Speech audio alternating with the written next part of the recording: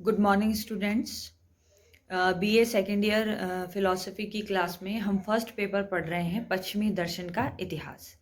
आज हम इस क्लास में तीसरे बुद्धिवादी दार्शनिक लाइबनिट्ज को पढ़ेंगे। मैंने आपको बताया था कि बुद्धिवाद एक ऐसा विचार है या एक ऐसी अवधारणा है जो ये मानती है कि जो वास्तविक ज्ञान है या जो प्रमाणिक ज्ञान है, उस प्रमाणिक ज्ञान का स्रोत बुद्धि है। अनुभव को उन्होंने दूसरे दर्जे पर रखा है या ये कहा है कि अनुभव से जो ज्ञान प्राप्त होता है वो प्रमाणिक नहीं होता बल्कि विरोधाभासी होता है।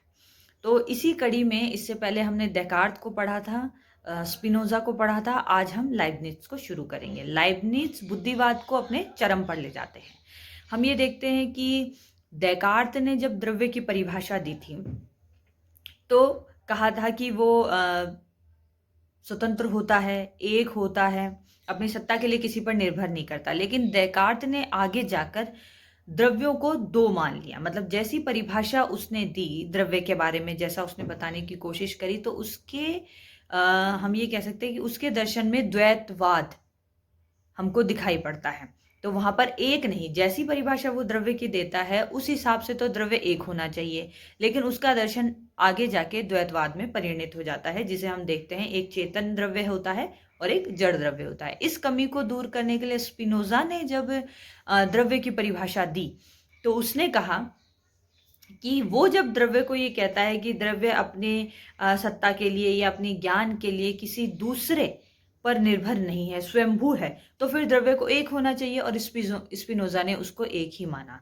तो द्रव्य की परिभाषा यहाँ पर जब हम देखते हैं तो हमें द्रव्य की परिभाषा के हिसाब से स्पिनोजा का दर्शन एकवादी नजर आता है।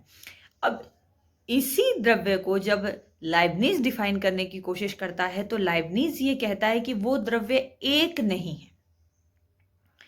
जब लाइबनिज अपने दर्शन में द्रव्य की परिभाषा बताता है या उस पर विचार करने की कोशिश करता है तो वो आगे जाके हम देखेंगे कि अनेक द्रव्यों की अवधारणा में बदल जाते हैं या अनेकवाद का सिद्धांत हमें लाइबनिज के दर्शन में दिखाई देता है। लाइबनिज ये कहता है कि हम उसे द्रव्य मानेंगे जिसमें अर्थ क्रिया सामर्थ्य होगा। अब ये अर्थ क्रिया सामर्थ्य क्या है? अर्थ क्रिया सामर्थ्य मतलब उसमें क्रिया करने की शक्ति होनी चाहिए। तो इस तरह देखा जाए तो लाइबनिज कहता है केवल एक ही चीज ऐसी नहीं होगी जिसमें क्रिया करने की शक्ति होगी, बहुत सारे द्रव्य होंगे और उन सब में क्रिया करने की शक्ति होगी और वो सब चेतन होंगे। मतलब ये मानिए कि लाइबनिज ने जड़ की सत्ता को स्वतंत्र रूप से स्वीकार ही नहीं किया। वो ये कहता है कि एक सत्ता केवल चेतन द्रव्य की ही होती है, जड़ की स्वतंत्र सत्ता है ही नहीं। और जिसे जड़ कहा जा रहा है दरअसल वो चेतन अणु का ही, हम ये कह सकते हैं कि एक तरीके से अल्प विकसित रूप है या कम चेतन रूप है। तो लाइबनिज ये कहता है कि वो अणु जिसके अंदर क्रिया शक्ति है, कार्य करने की शक्ति है, कार्य करने का सामर्थ्य है, उसे ही द्रव्य कहेंगे और वो चेतन है। तो उसे लाइबनिज ने नाम दिया चेतन अणु और उसे कहा गया चिदनु, मोनड। उसने अपनी लैंग्वेज में इसको इस्तेमाल किया। तो आप इसे मोनड भी कह सकते हैं, आप इसे चिदनु भी कह सकते हैं। दोनों तरीके से क्वेश्चन आपके सामने आएगा। अब ये मोनड होते क्या हैं? जैसे मैंने आपको थोड़ा ब्रीफ में तो बता चुकी हूं मैं कि ये एक चेतन अणु होते हैं और कई होते हैं, एक नहीं होता। जिसके अंदर भी क्रिया करने की शक्ति होगी वो चेतन होगा और वो अणु होगा और एक तरीके से स्पिनोजा ये कहेगा कि वो द्रव्य है। तो इससे ये मैंने कहा जैसे कि इसके दर्शन में अनेकवाद दिखाई पड़ता है। तो मतलब ये है कि लाइबनिज ये कहता है कि द्रव्य एक नहीं है, द्रव्य अनेक है।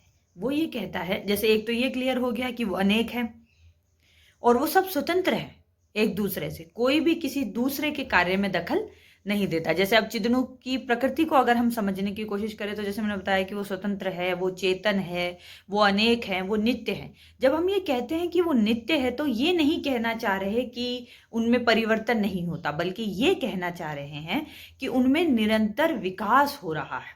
जिसे जड़ द्रव्य कहते हैं वो भी चिदनु का ही एक रूप है, लेकिन वो निष्क्रिय है या सुषुप्त अवस्था में है, सोई हुई अवस्था में है, लेकिन उसमें चेतना है और वो निरंतर गति करता है, मतलब हर चेतन अणु अपने आप में निरंतर विकास करता है, और ये विकास करना उसकी नित्यता को खत्म नहीं करता। नित्यता मतलब वो हमेशा रहता है, इसमें वो किसी भी तरीके का रुकावट नहीं डालता। हर चेतन अणु अपने आप में निरंतर विकास करता है।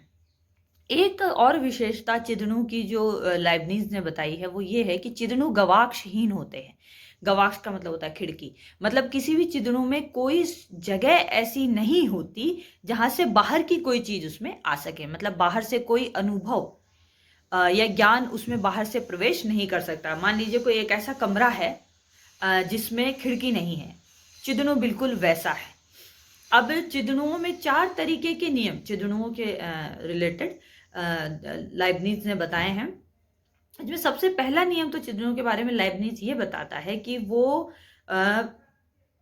जिसे हम कह सकते हैं निरंतरता का नियम कहेंगे, या आप से कहते हैं सातत्य का नियम। सातत्य का मतलब रेगुलरिटी का नियम, मतलब इस दुनिया में हर जगह चेतन अणु है, कोई भी जगह ऐसी नहीं है जहां पर चिदणु ना हो। मतलब एक चिदणु से दूसरे चिदणु तक हम जाएंगे तो बीच में कोई स्पेस नहीं है। संपूर्ण ब्रह्मांड में सभी जगह चिदणु है, मतलब स्थान कहीं कोई खाली नहीं है चिदणु से। इसे हम इस तरीके से समझ सकते हैं, जहां जो चीज हमें दिखाई देती है वो चिदणु के रूप में ही हमको दिखाई देती है। या चिदणु का जैसे आप मेरे पीछे एक अलमारी देख रहे हैं, तो वो अलमारी भी बहुत सारे चिदणुओं का एक समूह है, और जहां आपको लगता है खाली जगह है वहां पर भी चिदणु उपस्थित होते हैं।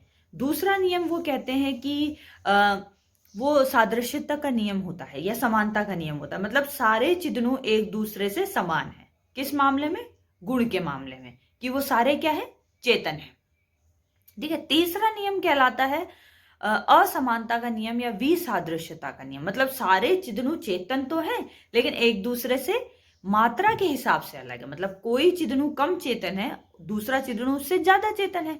आखिर में हम देखेंगे कि लाइबनिज ये बताएगा कि एक चिदणु जो परम चिदणु है वो उसमें पूर्ण चेतना है, या चेतना अपने पूर्ण अभिव्यक्ति करती है, और एक चिदणु ऐसा है जिसमें वो सोई हुई होती है। तो वो चिदणुओं में चेतना की मात्रा के हिसाब से फर्क पैदा कर देता है कि एक चिदणु दूसरे चिदणु से किस मामले में अलग है, कि चेतना की मात्रा के हिसाब से अलग है।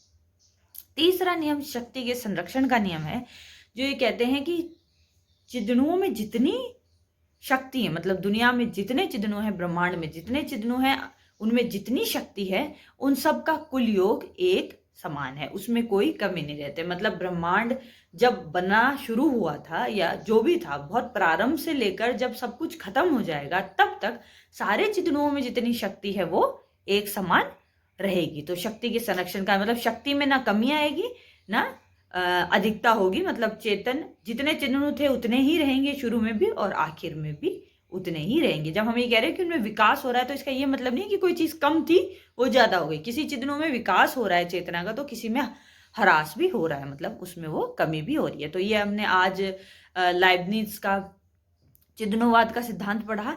इसी में कल हम चिदणुओं के प्रकारों को पढ़ेंगे। थैंक्स।